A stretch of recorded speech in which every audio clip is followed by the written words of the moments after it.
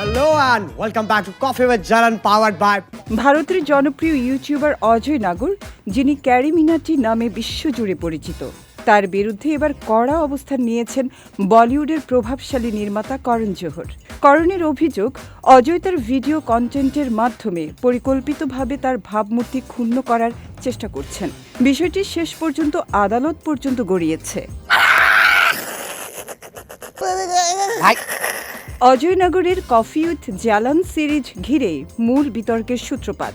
করণ জোহরের জনপ্রিয় talk show coffee with করণ এর আদলে প্যারোডি আকারে নির্মিত এই কন্টেন্টে বলিউডের স্টার কিড ও ইন্ডাস্ট্রির প্রভাবশালী ব্যক্তিত্বদের নিয়ে ব্যঙ্গ করা হয়েছে। ভিডিওগুলোতে করণের আদলে একটি চরিত্রও উপস্থাপন করা হয়েছে। এ নিয়ে তীব্র আপত্তি জানিয়েছেন করণ জোহর। তার লিগ্যাল টিমের দাবি, এসব ভিডিও অত্যন্ত অসম্মানজনক এবং পরিকল্পিতভাবে তার ভাবমূর্তি ক্ষুণ্ণ করার উদ্দেশ্যে তৈরি করা হয়েছে। এই ঘটনার পর মুম্বাই আদালতের দ্বারস্থ হন করণ জোহর।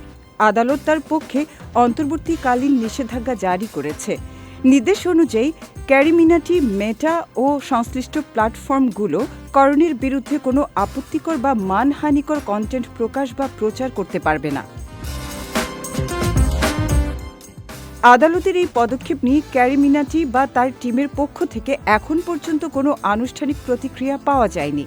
তবে বলিউড অঙ্গন ও ইউটিউব মহলে বিষয়টি নিয়ে জোর আলোচনা শুরু হয়েছে।